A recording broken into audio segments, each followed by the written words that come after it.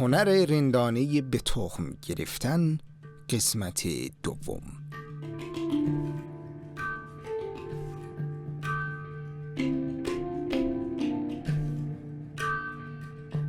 چرخه بازخورد جهنمی. ذهن یه ویژگی عجیب و غریب و بدجنس داره که اگه بهش اجازه بدی میتونه کاری کنه رد بدی. بذار یه مثال برات بزنم ببین این اتفاق برای تو هم افتاده؟ مشکل کنترل خشم داری. در مورد کوچکترین و احمقانه ترین چیزها عصبانی میشی و هیچ ایده‌ای نداری که چرا.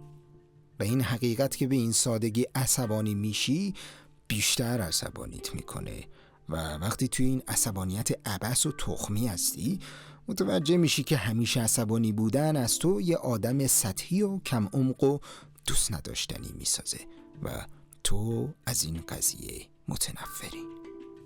اونقدر ازش متنفری که از خودت عصبانی میشی. حالا به خودت یه نگاه بنداز. از خودت عصبانی هستی که از عصبانی شدن خودت عصبانی میشی. دهن تو گاییدم ای دیوار. بیا اینم یه مشت محکم.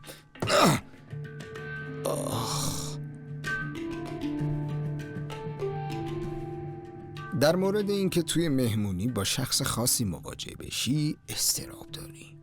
این اضطراب خیلی تو رو اذیت میکنه و حتی شاید فلجت کنه. بعد شروع میکنی به فکر کردن در مورد اینکه چرا اینقدر مضطربی. عالی شد. حالا از اینکه اضطراب داری مضطرب شدی. لعنت بهش. دوبل اضطراب و خود این قضیه باعث میشه بیشتر مضطرب بشی. یه نفر یه پیک بده دست من. یا شاید اینقدر همیشه نگران این هستی که کار درست رو انجام بدی و مسیر درستی رو انتخاب کنی که به خاطر این همه نگرانی نگران میشی. یا اینقدر در مورد هر اشتباهی که مرتکب میشی حس شرم و عذاب وجدان بهت دست میده که در مورد این حس شرم شرمگین میشی. یا شاید اینقدر حس غم و تنهایی میاد سراغت که صرفاً با فکر کردن در موردش بیشتر غمگین میشی و احساس تنهایی بیشتری میکنی. به چرخه بازخورد جهنمی خوش اومدی.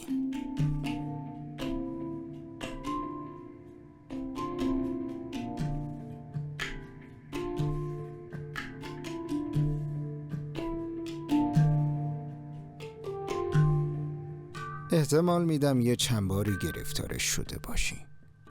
شاید همین الانش هم درگیرش باشی. یا خدا من همیشه گرفتار این چرخه بازخورد لعنتی هستم. پس ریدم که باید بس کنم. ای بابا اصلا حس خوبی ندارم که به خودم میگم ریدم. پس ریدم. باید دیگه به خودم نگم ریدم. فاک دارم دوباره همین کارو میکنم که میبینی من ریدم. ای خدا. آروم بگیر رفیق. باور کنی یا نه این بخشی از زیبایی انسان بودنه. برای شروع بذار بهت بگم که حیوانات بسیار کمی روی زمین هستن که میتونن فکرای معناداری از خودشون ببافن و استدلال کنن، ولی ما انسان‌ها این مزیت رو داریم که میتونیم درباره فکرامونم فکر کنیم. در نتیجه من میتونم در مورد تماشا کردن ویدیوهای مایلی سایرس تو یوتیوب فکر کنم و فوراً به این فکر کنم که چه مریضی هستم که میخوام ویدیوهای مایلی سایرس رو تو یوتیوب تماشا کنم و به این میگن معجزه خودآگاهی. حالا مشکل اینجاست. جامعه امروز ما از طریق فرهنگ مصرفگرایی و شبکه‌های اجتماعی نگاه کن زندگی من از زندگی اون یکی باحال‌تره نسلی از آدم‌ها رو تحویل جامعه داده که معتقدن داشتن این تجربه‌های منفی مثل اضطراب، ترس، شرم و غیره اصلاً و ابداً اوکی نیست. منظورم اینه که اگه به اینستاگرام نگاه کنی میبینی که همه دارن تا دسته خوش میگذرونن و زندگی خفنی دارن. نگاه کن این هفته 7-8 نفر عروسی کردن و یه پسر 16 ساله برای تولدش لامبورگینی هدیه گرفته. و یه دختر بچه 2 میلیون دلار در آورده به خاطر اینکه یه اپلیکیشن زده که به صورت خودکار برات دستمال توالت میاره وقتی که تموم بشه. و همزمان روی کاناپه خودت نشستی و داری لای دندونای گربت رو تمیز میکنی و نمیتونی کاری بکنی جز فکر کردن به این که زندگیت بیشتر از اونی که فکر میکردی ریده. چرخه بازخورد جهنمی از ما یه سری بیمار روانی ساخته و به یه اپیدمی تبدیل شده. ما رو به موجوداتی مشوش، پر استرس، بیش از حد عصبی و به شدت متنفر از خود تبدیل کرده. احتمالاً قبلاً وقتی پدر بزرگامون حال گوهی بهشون دست میداد با خودشون فکر میکردن که یا خدا چه روز تخمی، حال گوهمالی دارم. ولی بی خیال، فکر کنم زندگی همین باشه دیگه. خیلی خب برگردیم سر بیل زدنمون. ولی الان اگه حتی برای 5 دقیقه حال گویی به دست بده با 350 تا عکس از آدمایی که همیشه خدا زندگی عالی و معنیداری دارن بمبارون میشی و اینجوری غیر ممکن میشه این حس به دست نده که مشکل از خود توه. این قسمت آخریشه که ما رو توی درد سر میندازه. ما حال بدی بهمون دست میده که حال بدی داریم.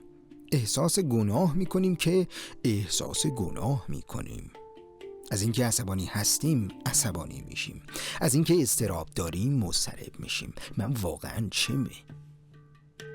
همین دلیله که به تخم گرفتن اینقدر مهم و حیاتیه.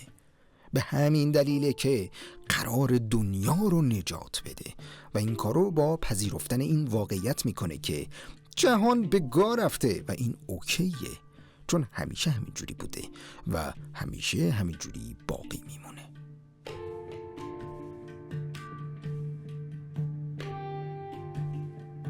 اگه حال گوه تو به تخمت بگیری چرخه بازخورد جهنمی رو دور میزنی. شنیدی؟ اگه حال گوه تو به تخم بگیری به خودت میگی من حال گوهی دارم، ولی چرا باید به تخمم باشه؟ و اینجاست که انگار با یه عصای جادویی تخماتیک طلسم شکسته میشه و دیگه از خودت متنفر نخواهی بود که حالت گوهیه. جورج اورول میگفت برای دیدن چیزی که درست جلوی چشممونه باید تقلای زیادی بکنیم. راه حل استرس و تشویش ما هم درست جلوی چشمامونه.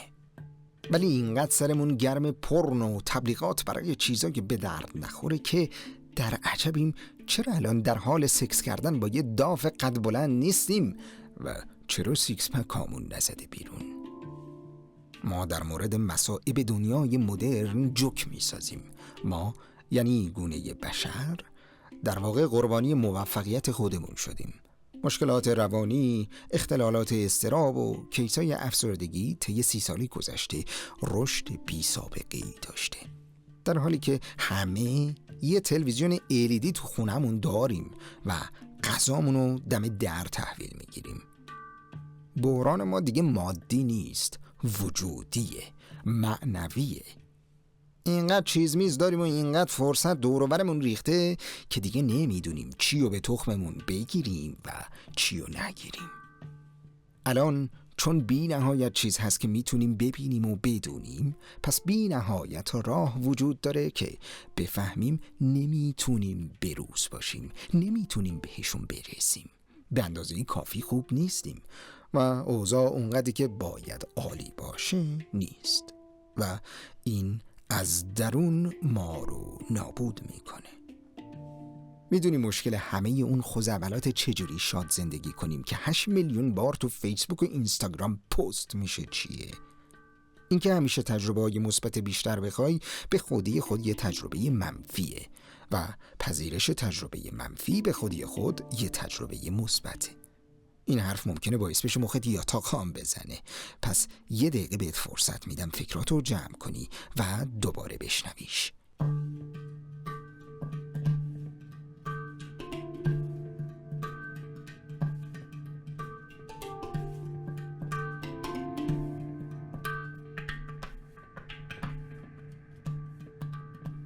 این که تجربه مثبت بخوای یه تجربه منفیه، این که تجربه منفی رو بپذیری یه تجربه مثبته. این همون چیزیه که فیلسوف معاصر آلن واتس بهش میگه قانون تلاش معکوس. حرفش اینه که هرچه بیشتر دنبال حال بهتر باشی کمتر راضی خواهی بود، چون به دنبال چیزی بودن در درجه اولین حقیقت رو تشدید میکنه که اون چیزو نداری. هرچی بیشتر برای پولدار شدن له بزنی بیشتر احساس فقر و کم ارزشی میکنی، صرف نظر از اینکه چقدر پول توی حسابت داری. هرچی بیشتر بخوای سکسی و خواستنی جلوه کنی بیشتر خودتو زشت میبینی، صرف نظر از اینکه ظاهرت واقعا چجوریه. هرچی بیشتر بخوای شاد و محبوب باشی تنها تر میشی و نگران تر، صرف نظر از اینکه چه آدمایی اطرافت هستن. هرچی بیشتر بخوای از لحاظ معنوی به روشنگری برسی در مسیر رسیدن به اونجا خودمحورتر و سطحی تر میشی. این قضیه مثل اون دفعه است که من روی LSD تریپ کردم و هرچی به سمت خونه قدم برمی داشتم انگار که ازم دورتر می شد. و خب آره، دارم از توهماتم روی اسید حرف می زنم که به یه نکته فیلسوفانه در مورد شادکامی اشاره کنم. به تخم چپم که چی فکر میکنی در موردم. همونطور که فیلسوف اگزیستانسیالیست آلبر کامو گفته و مطمئنم اون موقعی که اینو گفته روی LSD نبوده، هیچ وقت خوشبخت نخواهی بود اگر مدام دنبال مؤلفه های خوشبختی باشی. هیچ وقت زندگی نخواهی کرد اگر به دنبال معنای زندگی باشی.